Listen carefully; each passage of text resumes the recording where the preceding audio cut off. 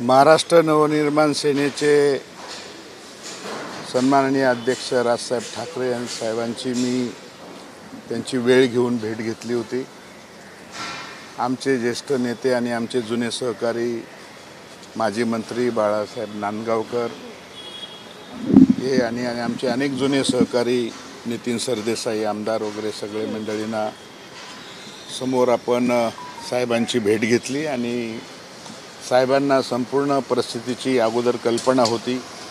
साहेबांनी या मतदारसंघाची संपूर्ण माहिती विचारल्यानंतर मैदानात कोण कोण आहे, काय करावं लागेल याची आमची विस्तृतपणे चर्चा झाली आणि ही संपूर्ण या निवडणुकीमध्ये साहेबांचा मी जुना सहकारी आहे आणि साहेबांना या संदर्भामध्ये पूर्ण कल्पना आहे की या निवडणुकीमध्ये मी कसा निवडून येऊ शकतो आणि त्याची पूर्ण त्यांनी दखल घेतली आणि आज या संदर्भामध्ये ते आपल्या संबंधितांना सहकाऱ्यांना या ठिकाणी योग्य ते आदेश देतील आणि त्याप्रमाणे या व्यूहरचनेचा एक भाग म्हणून या ठिकाणी आम्ही चर्चा केलेली आहे।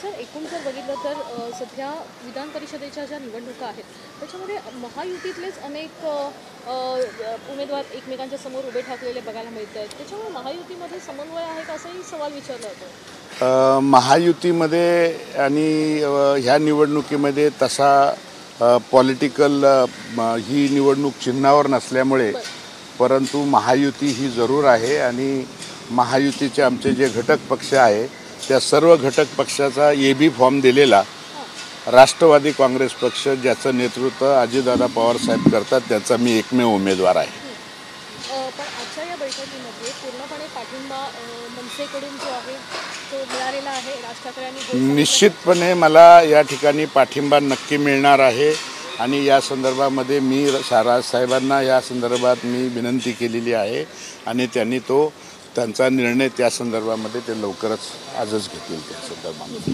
धन्यवाद। एबीपी माझा, उघडा डोळे बघा नीट।